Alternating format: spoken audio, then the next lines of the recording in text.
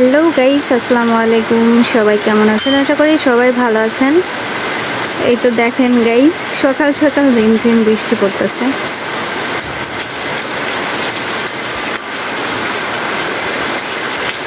তো এই বৃষ্টির মধ্যে কি করব ভেবে পেতেছিলাম না। পরে বুদ্ধি করলাম যাই হোক কিছু একটা করা যাক, তাই আমি চলে আসছি রান্নাঘরে।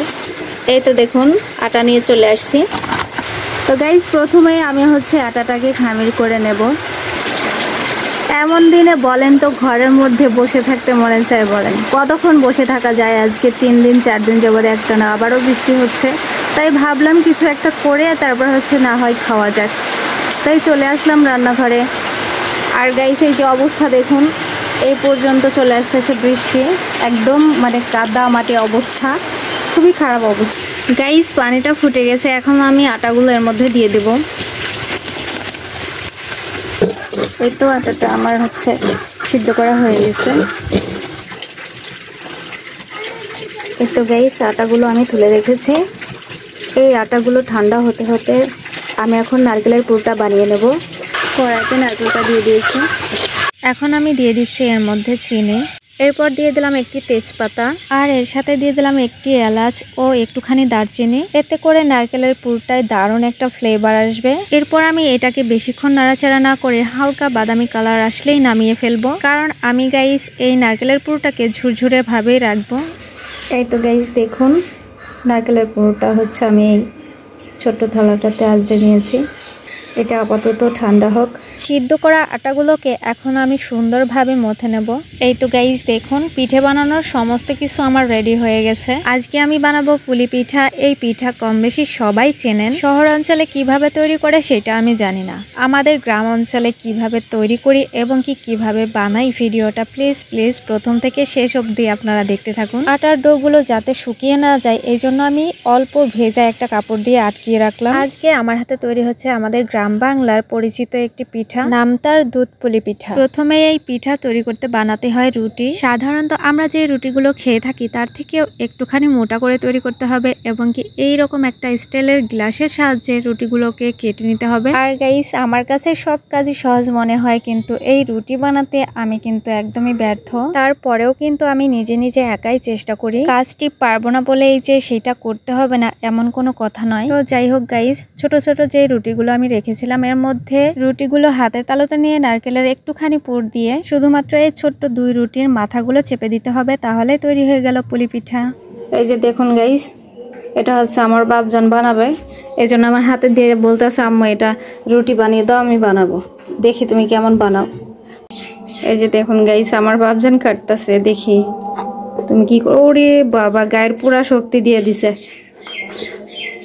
হ্যাঁ কাটা হয়ে গেছে, দেখো তুলে ফেলো, গ্লাসের মধ্যে চলে গেছে। এই তো দেখুন গাইস আমার বাপজান পিঠে বানাচ্ছে। কি পিঠা বানাচ্ছি বলো তো বাবু? আজকে দুধ পুলি বানাবো। 2 হাত দিয়ে ধরো। হ্যাঁ এই পিঠা 2 হাত দিয়ে বানাতে হয়। মুখ আটকাও ভালো করে, না হলে বের হয়ে যাবে। এটাকে আবার রান্না করতে হবে তো। মাশাআল্লাহ আমার বাপজানও বানিয়ে ফেলছে, দেখাও আব্বু, সবাইকে দেখাও। এই তো দেখুন গাইস আমার বাবাও পিঠে বানিয়ে ফেলছে, এখানে সাজিয়ে রাখো। এইদিকে বাবুর আব্বুও বানাচ্ছে, কারণ এটা একা কখনো সম্ভব না, এজন্য হাতে হাতে সবাই আমাকে সাহায্য করতেছে।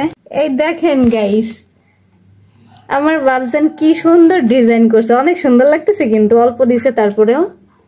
আমি দেখিনি, দেখি আব্বু তুমি দেখাও কিভাবে ডিজাইন করছো, আমাকে একটু দেখাও। আমিও পারি, কিন্তু সময় সংকটে এগুলা করতেছি না, এগুলা সময়ের দরকার। দেখাও এখন। ওরে বাবা, দেখাও আব্বু, এখানে আনো। দেখেন গাইস আমার বাবুজান কি সুন্দর ডিজাইন করে ফেলছে। আমি গাইস শুধুমাত্র রুটিগুলো বানিয়ে দিচ্ছিলাম আর ছোট ছোট করে কেটে দিচ্ছিলাম। আর এইদিকে দেখুন গাইস আমার বাপজান আর বাবুর আব্বু মিলে পিঠাগুলো বানিয়ে দিচ্ছে। আর গাইস এইদিকে এই পিঠার থালাতে এই পিঠাগুলো আমার বাপজানই সুন্দর করে সাজিয়ে রেখেছে। এইদিকে দেখুন আমি রুটিটাকে ছোট ছোট করে কেটে একটা ফুলের মতো ডিজাইন করে একটুখানি দুষ্টুমি করতেছিলাম। এইদিকে আমি একটুখানি চুই পিঠাও তৈরি করে নিলাম, এটাও আমি এর সাথে অ্যাড করে দেব। এই তো গাইস দেখুন পিঠের থালাটা একদম ভর্তি হয়ে গেছে। আর গাইস পিঠাগুলো রান্না করার পরে যাতে একটুখানি সুন্দর লাগে এর কারণে আমি একটুখানি চুই পিঠে তৈরি করে নিয়েছি। গাইস এখন তো আমার পিঠে বানানো শেষ, এখন শুধু রান্না করার পালা। এই জন্য আমি রান্নাঘরে চলে আসলাম পিঠাগুলো নিয়ে। অনেকগুলো পিঠা হয়েছে, এই জন্য আমি বড় একটা হাঁড়িতে প্রথমে দুধ জাল করে নিলাম। আর গাইস এইদিকে আমি শুধু বারবার পিঠের থালাটা দেখতেছিলাম যে আমার বাপজান কতটা সুন্দর করে পিঠেগুলো সাজিয়েছে। আর গাইস আপনারা মনে করতে পারেন যে চুই পিঠেটা আমি এর সাথে কেন অ্যাড করব, আসলে এটা দিলে দেখতে অনেক সুন্দর লাগে এই জন্য আমি অ্যাড করছি। আর গাইস এইদিকে দুধের পরিমাণটা একটুখানি কম বলেই আমি একটুখানি পানি অ্যাড করে দিলাম। এরপর আপনারা এর সাথে তেজপাতাও ব্যবহার করতে পারেন। আমি এরপর দিয়ে দিলাম কয়েকটা এলাচ এবং কিছুটা দারচিনি। এরপর আমি দিয়ে দিচ্ছি এর মধ্যে কোরানো নারকেল, দিয়ে দিচ্ছি পরিমাণ মতন চিনি, কারণ যতটা মিষ্টি আপনারা পছন্দ করবেন ততটাই দিতে হবে। মিষ্টিতে আরো একটু দারুণ টেস্ট আসার জন্য সামান্য পরিমাণে দিয়ে দিলাম একটুখানি লবণ। যাই হোক সবকিছু দেওয়ার পরে বলক উঠে গেলেই আমি এর মধ্যে দিয়ে দেবো পিঠাগুলো। একবারে এই পিঠাগুলো দেওয়া যাবে না, কারণ একবারে দিতে গেলে ভেঙে যাওয়ার সম্ভাবনা আছে। এজন্য আমি হাতের মধ্যেই 3-4টে করে নিয়ে আমি হাঁড়ির মধ্যে দিয়ে দেবো। পিঠাগুলো হাঁড়ির মধ্যে দেওয়ার সাথে সাথেই দেখুন গাইস ফুলে একদম উপরে ভেসে উঠেছে। অবশেষে দিয়ে দিব সেই চুই পিঠাগুলো, কারণ এগুলো সবার পরেই দিতে হবে। এরপর গাইস শুধুমাত্র 2 মিনিট জাল করে আমি নামিয়ে ফেলবো। এই তো গাইস দেখুন দুধপুলি পিঠা একদম রেডি। তবে গাইস আমি কিন্তু এই পিঠার বাটিটা নিয়ে একদম চলে এসেছি ছাদে। ছাদে কেন নিয়ে আসলাম একটু পরেই দেখতে পাবেন। এই তো দেখুন গাইস কার জন্য ছাদে নিয়ে এসেছি। আর গাইস অল্প কিছু চুই পিঠা দেওয়ার কারণেই কিন্তু পিঠাটা অসম্ভব সুন্দর দেখতে লাগছে। তো গাইস আজকে আমাদের গ্রাম বাংলার এবং কি গ্রামের বউয়ের হাতের দুধপুলি পিঠাটা কেমন হয়েছে অবশ্যই কমেন্টে জানিয়ে যাবেন। আজকের মতো এ পর্যন্তই। সবাই ভালো থাকুন, সুস্থ থাকুন। আল্লাহ হাফেজ। আসসালামু আলাইকুম।